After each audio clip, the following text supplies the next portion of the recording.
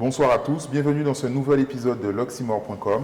Aujourd'hui, nous recevons Rachel Allison. Bonsoir Rachel. Bonsoir. Ça me fait plaisir de te recevoir car tu es la première femme à participer à l'Oxymore TV aux interviews et nous avons très peu de femmes en général sur l'Oxymore pour le moment. Merci de m'avoir invité. C'est un plaisir. Alors nous sommes environ 2 mois après la sortie de ton dernier EP qui s'appelle Esquisse, à une époque très digitale qui est portée sur le streaming. Quel retour tu peux déjà faire sur cette sortie qui est relativement récente, même si en musique 2 mois ça peut faire beaucoup? Ouais. Alors c'est vrai que on parle de sortie digitale, donc c'est pas évident à jauger vraiment, hein. J'ai eu beaucoup de retours, tu sais, ne serait-ce que sur Instagram, les reposts, etc. J'ai eu beaucoup de retours, très peu de retours négatifs. En général, les gens prennent le temps, et ça fait vraiment plaisir. Ils prennent le temps de faire des messages vraiment construits en disant « voilà ce que j'aime, voilà ce que j'aime moins, j'ai préféré ce morceau, je me reconnais dans ça, etc. » Donc, je peux dire que j'ai un noyau dur qui prend vraiment le temps d'analyser en fait et ce que je sors, et je trouve que c'est un vrai soutien, quoi. D'accord. Et est-ce que tu pourrais comparer la sortie donc, de cette EP et de tes précédentes mixtapes, si ce sont des mixtapes, si tu les considères comme des mixtapes? Ouais, c'est ça. Donc est-ce que tu pourrais comparer les sorties donc, de l'époque et d'aujourd'hui? Je ne sais pas si c'est comparable, parce que les sorties de l'époque, c'était vraiment c'était mes premières sorties. C'était c'était un peu la vague de sorties de musique sur Internet. On a vraiment C'était encore du téléchargement. C'était encore du téléchargement. On a vraiment su surfer sur la vague. Et je me rappelle, quand il y a eu 3000 téléchargements, par exemple, c'était énorme. C'était un truc de ouf. Et à l'époque, la mixtape, voilà, je venais de démarrer, donc la qualité, c'était pas la même chose. On sentait bien qu'il y avait encore beaucoup de travail, mais que les gens ont vraiment apprécié. Et aujourd'hui, je dis que c'est pas pareil, parce que là, pour le coup, on a vraiment on a mis le temps qu'il fallait pour avoir quelque chose de qualité, avoir une vraie empreinte musicale. Et autant je vois les mixtapes un peu comme le début, autant là je vois ça comme un projet vraiment confirmé, tu vois. Ok, effectivement, le nom lui-même, donc Esquisse, ça évoque le côté ébauche et donc forcément l'œuvre finie, voire le chef-d'œuvre. Et c'est peut-être un peu tôt pour demander la suite déjà, parce que Esquisse vient de sortir. Ouais. Mais comment vois-tu ce rapport entre l'esquisse et la pièce finale au final que tu proposeras? Et c'est pour quand à peu près, si tu peux? Alors oui, c'est pas tôt pour annoncer qu'effectivement il y a un album qui se prépare. Donc effectivement, l'esquisse, c'est l'extrait de l'album. C'est difficile de mettre une date, parce qu'il y a eu pas mal de... S'il fallait parler de date depuis l'année dernière, ça fait 2 ans que je dis que je vais sortir cet album. Et à chaque fois, j'ai l'impression que ça va être pour la fin de l'année. Et à chaque fois, je me rends compte que c'est pas encore le cas. C'est pas encore ça. Mais ce que je peux déjà dire, c'est que je profite du fait de faire un album pour montrer vraiment mon univers, pour vraiment faire les gens entrer dans mon univers. Autant on peut dire que l'esquisse donnait un peu un extrait, on s'est un peu concentré sur le dancehall, sur ce qui ressemble à du zouk, tu vois. Autant dans l'album, j'ai vraiment envie de leur montrer que, voilà, que Rachel Allison, c'est le dancehall, c'est R&B et c'est dancehall. Et un petit peu d'autres choses. D'accord. Et donc précédemment, donc, tu as collaboré avec la maison Debs. Ouais. Et aujourd'hui, avec qui tu as produit cette EP?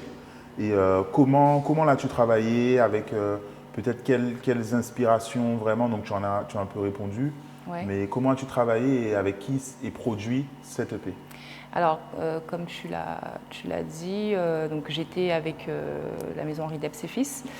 On a rompu le contrat, donc le projet Esquisse. Donc je suis redevenue artiste indépendante. Et donc, je travaille toujours avec la même équipe, hein. Malgré la signature, j'étais toujours entourée de Mike et Arnaud.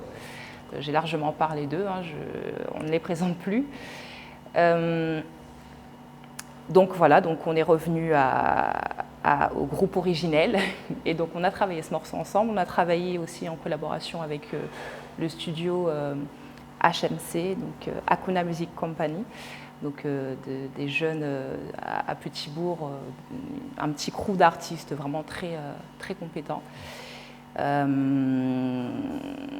On a travaillé avec, j'ai collaboré avec quelques artistes, pas forcément à grande notoriété, mais à des gens qui m'inspirent et qui ont vraiment beaucoup de talent. Avec des gens avec qui il y avait une bonne alchimie. Il y a une bonne connexion et j'espère en tout cas que ça ira beaucoup plus loin pour eux.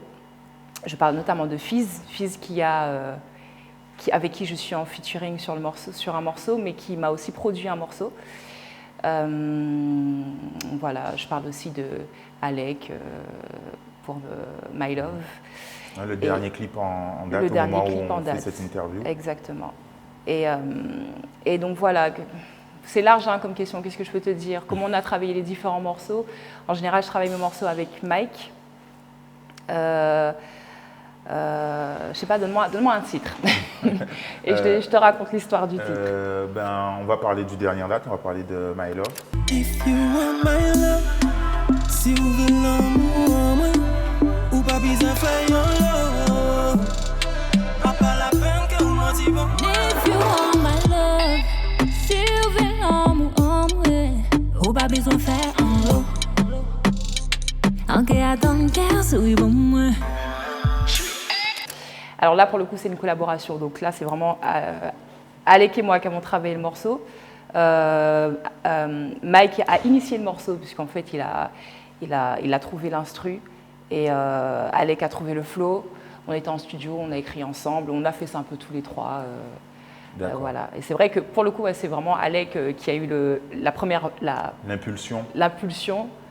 Avec Mike, Mike avait déjà travaillé une maquette et c'est vrai que c'est avec Alec qu'on a vraiment validé l'idée du refrain, par exemple. D'accord. Ça me fait penser à la micro-polémique qu'il y a eu autour des top liners récemment. Ouais. Quel est ton avis là-dessus? Alors, sur le fait qu'un top liner ne peut pas être artiste? Par exemple, ouais. C'est complètement faux. Non. Après, il y a des top liners qui font le choix d'être top liners parce qu'ils n'ont pas envie d'être sur le devant de la scène, ils n'ont pas envie d'avoir cette vie-là, entre guillemets, mais la musique reste une passion, ils ne peuvent pas s'empêcher de produire. Maintenant, tu as des gens qui produisent et qui ne peuvent pas forcément mettre en avant toutes ces choses qu'ils produisent. Et puis c'est une opportunité aussi de pouvoir, c'est quand même, je trouve que c'est lourd de faire pour d'autres. Et ça n'empêche pas que voilà, je fais mon projet, je me fais connaître dans l'industrie musicale. Et le jour où je suis prête, je balance tout et je pète tout. Parce que si j'ai réussi à faire telle ou telle personne faire un single ou un gros tube, je peux le faire pour moi. Et bien sûr qu'un top liner peut être... également un artiste. Bien sûr, évidemment. C'est un artiste. Ok. Je voulais revenir donc sur un de tes récents succès, donc à savoir Bedroom Queen, suivi ensuite du Ramix, mais je reviendrai sur les invités. Donc c'est un morceau qui est quand même osé, qui parle de sensualité, voire de sexualité, Ouais. avec un ton, un point de vue plutôt rare, en tout cas chez les femmes, donc qui est vraiment sur la performance. Et j'aurais aimé savoir quelle a été ta démarche donc, en réalisant le morceau. Est-ce que c'était volontairement plus osé que la moyenne, on dira, si on peut dire comme ça. Donc voilà, je voulais savoir quelle était ta démarche en créant et ensuite en propageant le morceau. Alors, je ne trouve pas que ce soit plus osé que la moyenne, hein, concrètement.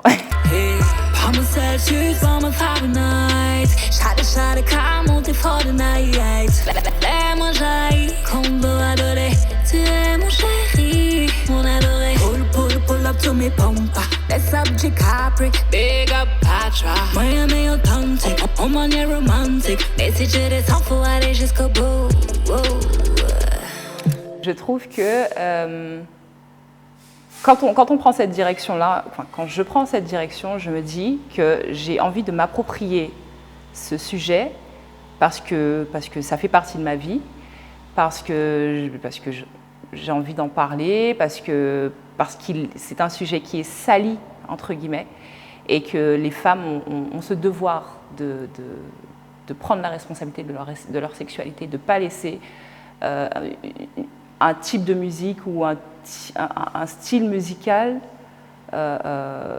s'approprier ce sujet. Ensuite, la création de ce morceau est initiée par un homme, Mike. Donc on est dans ces moments où Mike a plein d'idées, donc en tant que top liner, je l'invite, j'aimerais bien un jour qu'il se révèle en tant qu'artiste, pourquoi pas. Mais voilà, il y avait un premier morceau sur cet instru que j'adorais, qu'il a fait de A à Z. Il y a Arnaud qui arrive en disant ouais bon c'est bien mais bon bof quoi, va falloir. Et j'étais enragée parce que bon voilà, tu t'attaches à quelque chose, ça devient ton bébé et tu as envie d'aller plus loin. Et donc avec Mike on retravaille le morceau et finalement on arrive à Bedroom Queen et quand il écrit il me dit mais est-ce qu'on peut aller dans ce sens-là, est-ce que tu as un problème avec ça? Je me dis mais pas du tout. Et finalement voilà, donc il initie le morceau, finalement on le peaufine à deux. Et j'aime cette approche de femme qui prend, je ne parle pas de position dominante, mais qui prend le dessus et qui dirige un peu les choses, contrairement à avant vous, où si on revient un peu en arrière, où là je suis un peu plus timide, même vocalement, tu vois, je suis un peu plus timide, là je me laisse un peu guider par un homme qui sait s'y prendre et je dis que je prends du plaisir parce que c'est important de mettre le plaisir de la femme en avant. Et Bedroom Queen, voilà, c'est un peu cette jeune femme qui a grandi, quoi. Ok, et voilà. Ensuite ça a donné le remix, donc ouais. Dans un premier temps avec uniquement des artistes féminines, des femmes. Ouais. Et est-ce que ça a été spontané, les invités se sont proposés? Ou est-ce que vous avez eu l'idée, vous les avez contactés et comment ça s'est passé? Donc peut-être en précisant le thème de la chanson, est-ce qu'il y a eu des réticences? Aïe aïe aïe, mais oui, il y en a eu. Je ne vais pas nommer de nom, mais il y a eu des réticences, oui, évidemment. Donc c'est nous qui avons été chercher. D'accord. Il y a eu une vingtaine de demandes avant d'en avoir. Finalement, on a eu moins de 10 personnes qui ont validé. J'ai choisi des artistes avec qui je m'entends très bien, notamment Lissy Naïs ou encore Meryl. J'ai choisi des artistes que j'ai découverts, que je ne connaissais pas du tout, et Lovely par exemple, qui a énormément de talent. On peut parler de GK aussi, c'est des artistes qui n'ont pas encore la visibilité qu'elles devraient avoir, à mon sens. Tu vois. Et voilà, donc j'ai voulu... Pour l'amour de la musique et puis stratégiquement parlant aussi, tu prends des gens qui ont une bonne visibilité mais que tu apprécies tout de même musicalement et puis d'autres qui sont moins connus mais qui ont quand même une bonne, de très grandes compétences musicales. Donc voilà, il y a d'autres artistes qui se sont un peu sentis gênés d'aborder le sujet. Voilà. Ok. Alors, il y a eu sur la version sur l'EP, il y a des hommes. Ouais. Est-ce que du coup, c'est votre volonté de rajouter un peu de mixité? Est-ce que c'est eux qui ont voulu s'imposer, qui sont venus dire comment ça, nous aussi, on voudrait participer? C'était pas à la base, non. C'est pas je voulais pas d'hommes, c'est que je voulais vraiment mettre les femmes en avant. Parce que je trouve dommage en fait qu'on parle des femmes et des hommes, tu vois, qu'on dissocie les deux. C'est pas qu'il n'y a pas assez de femmes, c'est qu'il n'y en a pas assez qui sont mises en avant. Donc c'était vraiment un choix de les mettre en avant. Maintenant, j'ai reçu des gens qui freestylaient comme ça, des hommes qui ont eu envie de montrer qu'eux aussi ils peuvent rentrer dessus, quoi. Donc quand on a vu qu'il y a eu 2, 3, 4 personnes qui ont envoyé des freestyles comme ça, on s'est dit pourquoi pas faire quelque chose de concret. Et là, on a envoyé des demandes. D'accord. Et voilà, c'est comme ça que ça s'est... On a retrouvé la version qui se trouve sur le Voilà. Du coup, ça m'amène un peu à une question, donc par rapport aussi à d'autres morceaux comme Echo ou à tes prises de parole en début de show ou autre. Est-ce que tu te considères comme une artiste engagée, du coup? Je trouve qu'engagée, c'est trop fort? Ouais, c'est trop fort. Non, j'ai des choses à dire, il y a des choses qui me tiennent à cœur. Tu as parlé d'Echo, je vais parler du fait de s'aimer. C'est pas je suis pas donneuse de leçons en mode ne mettez pas de faux cheveux, ne machin. Faites ce que vous voulez, mais d'abord prenez conscience que sans artifice vous êtes belle. Et voilà, c'est plus dans ce sens-là. Si moi à un moment donné j'ai eu des doutes et puis après j'ai compris, bah, je me dis je peux peut-être essayer de faire comprendre aux autres. Tu vois, jusqu'à présent il y a des choses, je suis pas à 100% sûre de moi. Il y a encore toutes les femmes ont des petits complexes, ont beaucoup d'interrogations ou voilà. Donc tu irais pas à t'auto-proclamer féministe par rapport à, par exemple, avec Bedroom Queen ou... Moi, je trouve pas que ce soit féministe de parler de son plaisir en tant que femme. On va changer un peu de sujet en parlant de quelque chose sur lequel tu n'as jamais pris la parole publiquement, en tout cas, c'est la maternité. Ouais. Tu ne le caches pas réellement. On a pu, par exemple, dans tes stories, voir ta fille. Ouais. Quel est ton rapport entre ta maternité et ta carrière, du coup? Alors, quand j'étais enceinte, alors je suppose que c'était les hormones, j'ai eu un truc très bizarre qui faisait que j'avais l'impression que quand on me voyait enceinte, on me voyait nue. Mais une fois que tous ces problèmes d'hormones ont disparu, je me dis mais pourquoi en fait, j'ai pas spécialement même fait de photos de ma grossesse en mode photographe, post, nue, machin, j'ai pas fait ça. J'étais très heureuse d'être enceinte, hein, mais j'étais gênée du regard des autres. Parce que tu as des gens qui l'ont littéralement fait d'ailleurs, qui venaient, des hommes, hein, qui touchaient mon ventre. Et je me rappelle une fois où femmes aussi. Oui, mais avec les femmes, c'est moins gênant. Je sais pas, il y a un côté, bon, on partage le même truc, on va toutes passer par là, donc voilà. Mais je me rappelle d'un monsieur qui a voulu toucher mon ventre et j'ai fait un bond en arrière, j'ai failli sauter, j'ai failli tomber, tu vois. J'étais vraiment très, très gênée avec ça. Et du coup, j'ai pas voulu en parler sur les réseaux, j'ai pas voulu faire de photos, j'ai pas voulu l'annoncer. Je me suis dit que c'est privé, que ça m'appartient, voilà. Maintenant, moi, je suis très, très fière et très contente d'être mère. Mais c'est toujours, même si on va me voir un peu vite fait hein, avec ma fille sur les réseaux, jamais je montre son... Oui, c'est vraiment un aperçu. Hein, c'est pas... Parce que je me dis que je préfère qu'elle décide, qu'avant de se retrouver sur Internet, qu'elle prenne déjà conscience de ce que ça implique. Et ensuite, elle fera le choix, quand elle aura l'âge de réfléchir à tout ça, de se mettre elle-même sur les réseaux. Voilà. Et puis si elle veut, elle mettra des photos de quand elle avait 2 ans, 3 ans, l'effet salaire, tout ça. Et par rapport à ta carrière, par rapport à ma carrière, c'est quelque chose que tu trouves peut-être comme un frein. Tu as répondu un peu, mais est-ce que c'est volontaire de ne pas la mettre en avant par rapport à ta carrière ou c'était vraiment la vie privée? Non, c'est pas par rapport à ma carrière, c'est vraiment la vie privée. Je trouve pas qu'il faille... Tu vois, même dans le monde professionnel, tu as beaucoup de femmes qui se privent de vivre une maternité par ambition. Et je trouve que c'est à la société d'évoluer, c'est pas aux femmes de se restreindre. Et donc, pour que la société évolue, il faut qu'il y ait des femmes qui prennent les devants. Bien sûr que, tu sais, je me dis demain, j'ai une tournée internationale, comment je vais gérer avec ma fille, tout ça, mais je pense qu'il ne faut pas... Il faut trouver, j'ai pas encore réfléchi à tout ça, mais je pense que ma fille, mon enfant n'est pas un frein et que je peux très bien vivre ma vie de femme, vivre ma vie d'artiste et vivre ma vie de mère. Et jusqu'à présent, voilà, ça ne m'a pas empêché d'assurer une prestation, ça ne m'a pas empêché d'aller en studio. À partir du moment où il y a une organisation et qu'il y a la famille qui est autour aussi, c'est important. Il y a peut-être des femmes qui n'ont pas cette chance-là, mais... Pour le moment, ça va, je gère. J'ai assisté à tes 2 dernières prestations.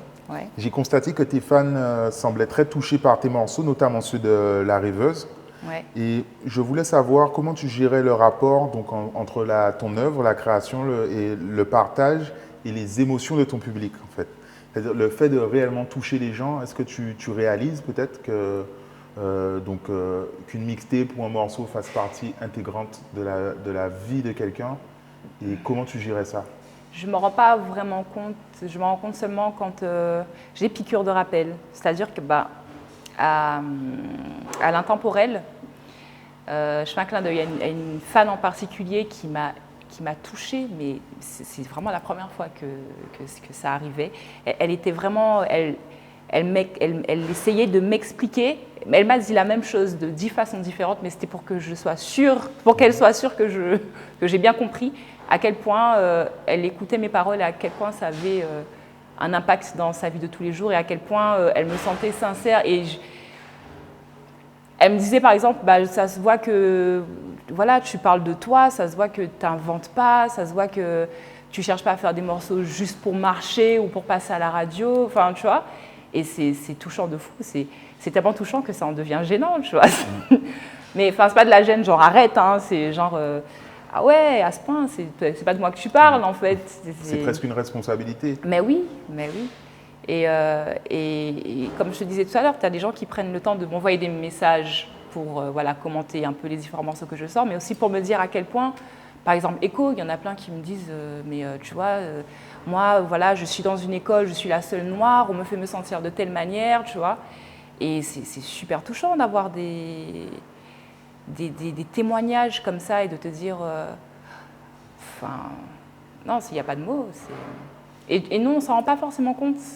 C'est vraiment quand les gens envoient les messages sur le moment. Puis après, c'est pas que ça disparaît, hein, mais c'est vraiment des piqûres de rappel à chaque fois, tu vois. Et c'est aussi ça qui motive et qui donne envie d'être de plus en plus sincère, d'essayer de, même si on n'a pas forcément vécu les situations, mais de les imaginer pour que les gens se retrouvent et qu'ils retrouvent un certain confort aussi, tu vois. Ok.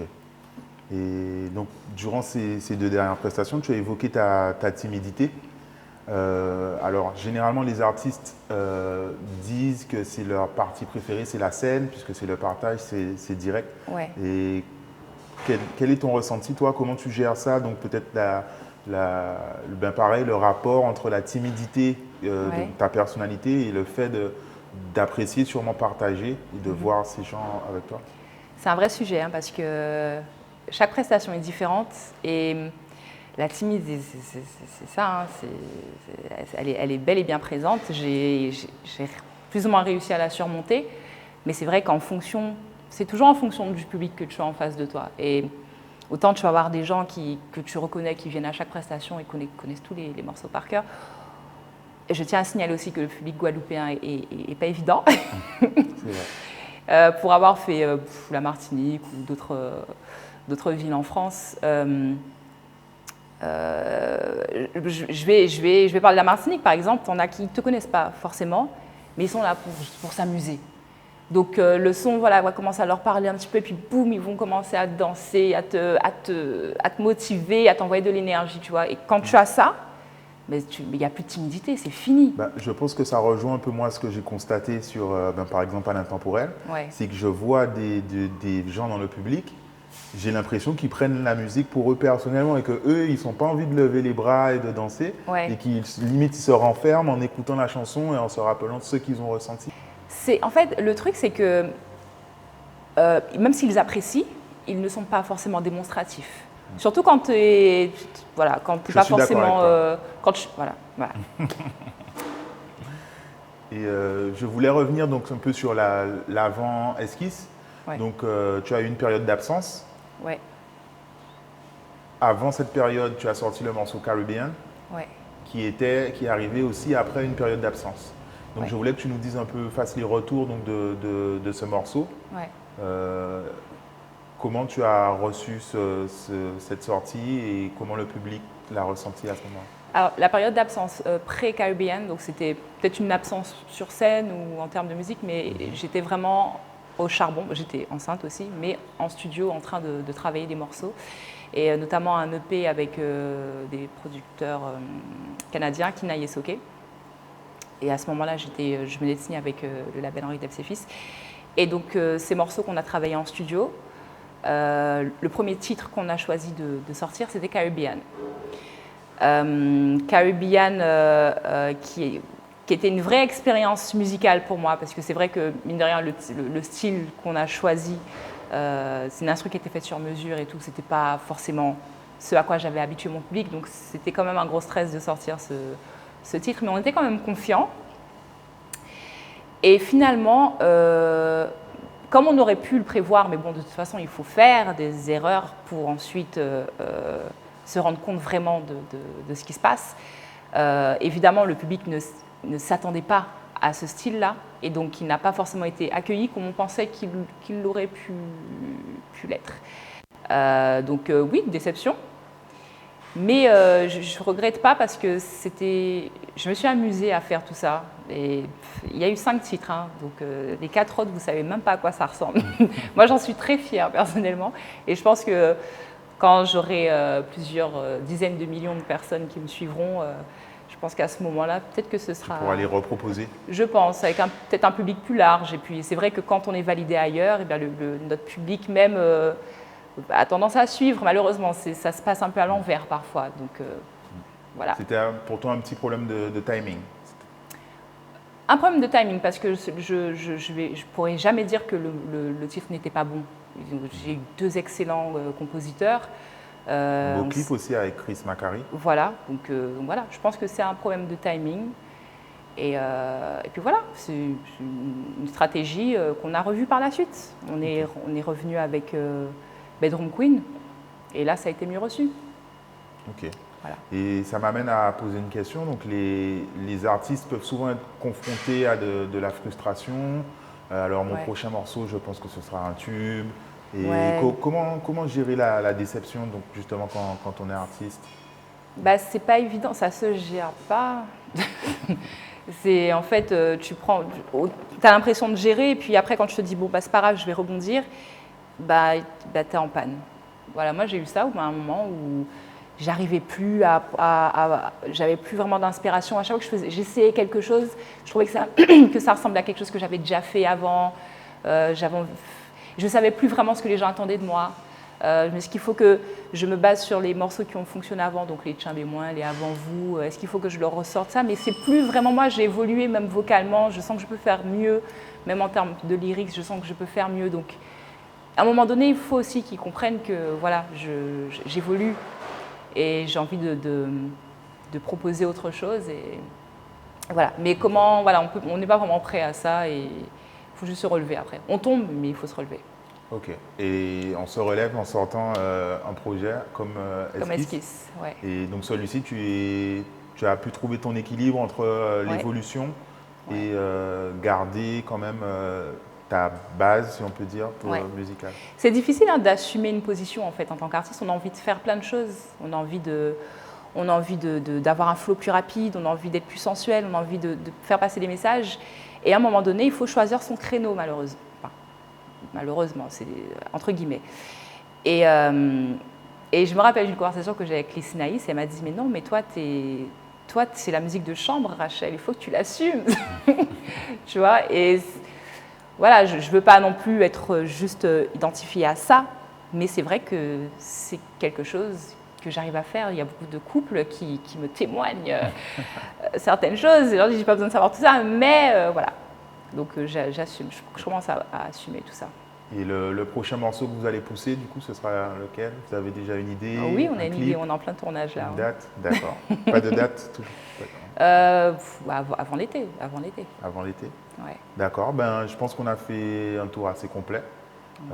Je te remercie d'avoir accepté l'invitation. Merci à toi. Qu'est-ce qu'on peut te souhaiter pour la suite? Du succès, plein de vues sur YouTube. C'est comme ça que ça marche, n'est-ce pas? Ok, je te remercie. Merci à tous et à bientôt pour l'Oxymore TV. À bientôt.